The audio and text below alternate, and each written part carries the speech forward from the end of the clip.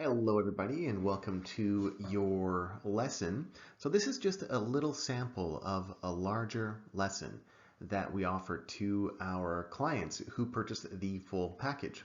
So this is a 15-minute sample of a big 3-hour long video dealing with LMIAs as they relate to your ICCRC exam. All right, so we're going to start right from the beginning. Now, the first thing for us to take a look at is, of course, what is an LMIA? And secondly, who are the players involved with LMIAs? So for the players, we've got 4 areas that we're going to look at. Now, one, of course, is the ESDC. One is the worker himself or herself. One is the IRCC. And of course, one is the business employer. So when we take a look at what an LMIA actually is, well, it's simply a document that an employer needs to get before they're able to hire a foreign worker. So you have this conversation. You'll see once you become a consultant as well, you might start, for a lot of you probably will have offices in different countries or do conferences in other countries. And it's a question that you get quite a bit is people who come up to you and ask if they can work in Canada.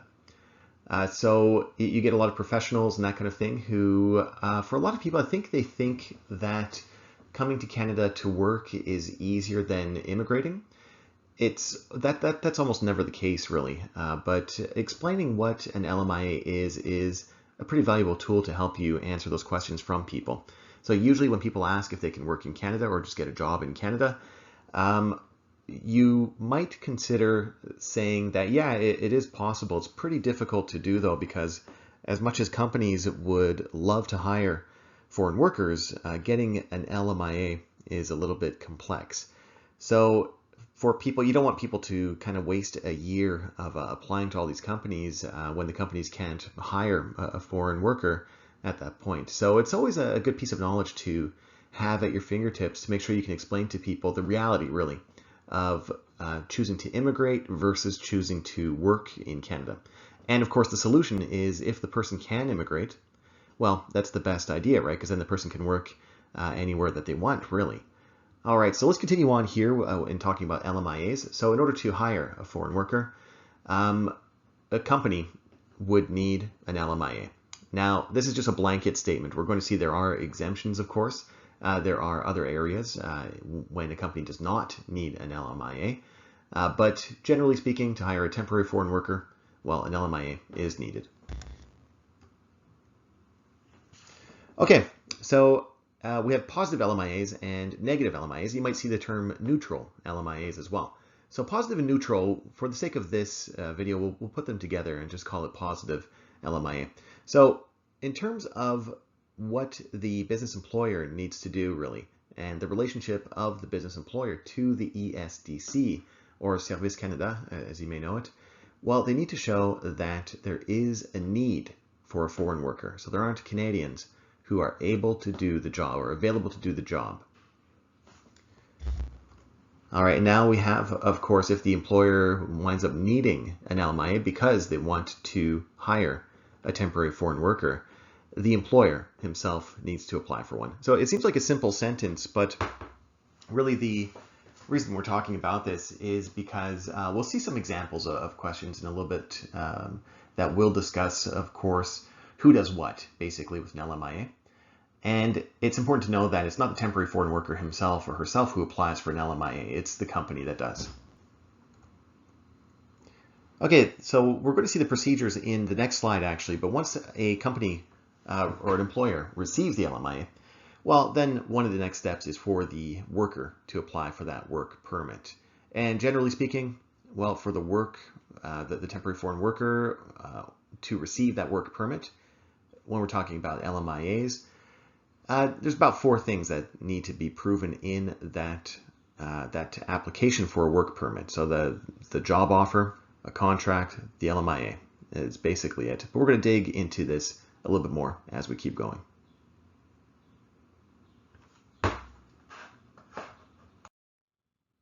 All right, so remember, it's always important to take a step back. We're looking at often little technical details of programs, of procedures, But we always need to take a step back and look at the big picture. So why does each person involved in this process do what they do?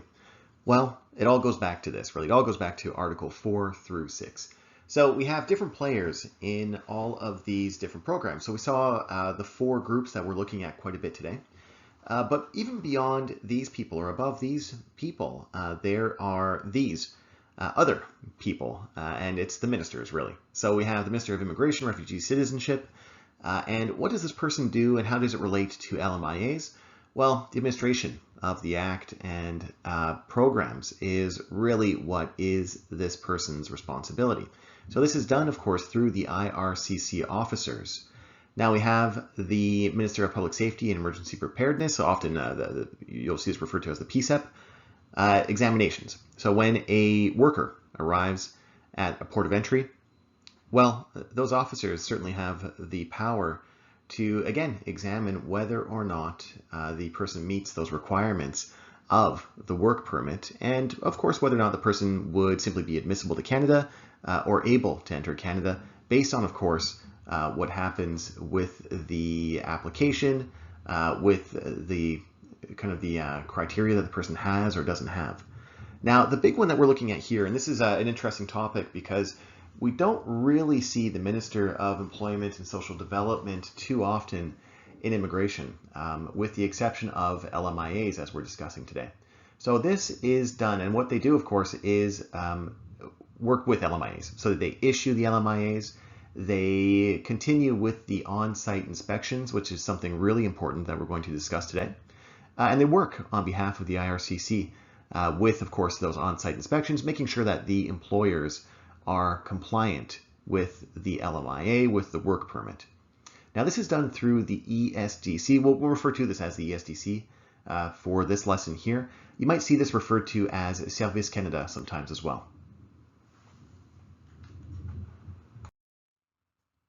All right, so we have the 4 players here, and we will begin to look at the process that everybody goes through in an LMIA. All right, so we have the ESDC officer, and we saw that they do play, of course, an important role in this area. They ensure that the business employers are being compliant. They also do, as a first step even, they'll assess the LMIA application and issue, of course, that LMIA if it is accepted.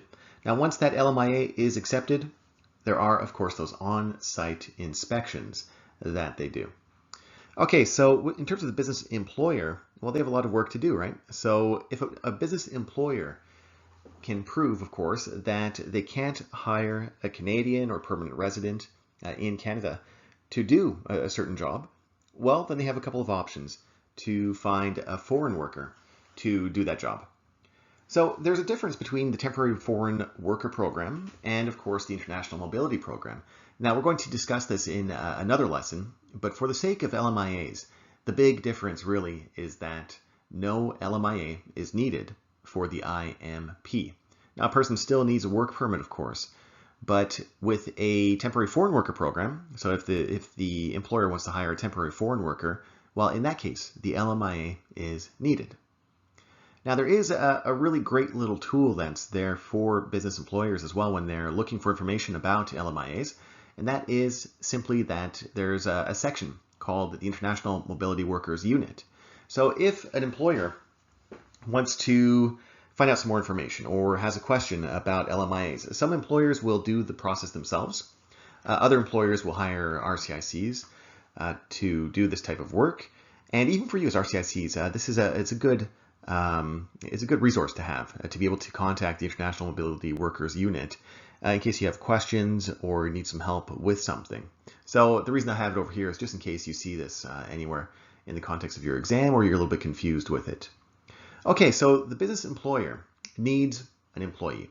And they, of course, the reason they look so concerned looking at the computer and the picture here is because they can't seem to find the perfect employee to join their team. So they do find a perfect employee or someone who they want to work with, but in a different country, let's say. So what they would do then is they can make the person a job offer.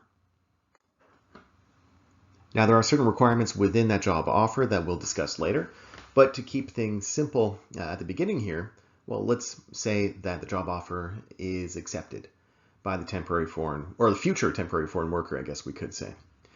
Well, that employer is also going to apply for an LMIA from the ESDC. Now we'll take a look, of course, at those requirements. There are quite a few. And let's say that this is accepted. Great. So now the employer is pretty happy and they'll be able to take the next steps. So those next steps are done, of course, by the employer and the future employee themselves. So the employer would submit that offer of employment to the IRCC. And of course, the employee would apply for the work permit. Now, in order to apply for the work permit, the employee or the future employee needs to have what we discussed a couple slides ago. The job offer letter, the contract, the LMIA information, and then the IRCC officers would begin their work. So they would, of course, take a look at everything in depth, in as much depth as possible. They would assess the genuineness of the offer. And this is a word we're going to see quite a bit when we're exploring LMIAs, and that is the word genuine. We've seen this in other contexts of immigration. So when we looked at intent, for example, well, was the person's intent genuine, was what we looked at before. And you're going to see it's a little bit similar in terms of the genuineness of the job offer from the employer. So we'll take a look at that, of course, later on in the lesson here. Now, the officer, of course, can refuse a work permit, can, of course, refuse to issue the LMIA as well, in conjunction, of course, with the SDC, if, of course, they have doubts about the genuineness of the job offer. Now, if they do, they can contact the employer directly.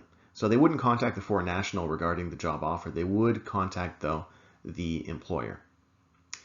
Okay, and then the IRCC, so part of their job would be to issue that work permit to the temporary foreign worker. And finally, that work permit would be employer specific. So the work permit would not be an open work permit to allow the employee to work, or the future employee to work anywhere that they want and do anything that they want, right? It would be specific to the employer with the LMIA. All right, everyone, so I hope you enjoyed that quick little sample of this much, much larger lesson that you'll have access to if you are one of our clients who purchased the full package. So you'll have access to this automatically when you put in your order. And of course, you'll have access to all those other lessons.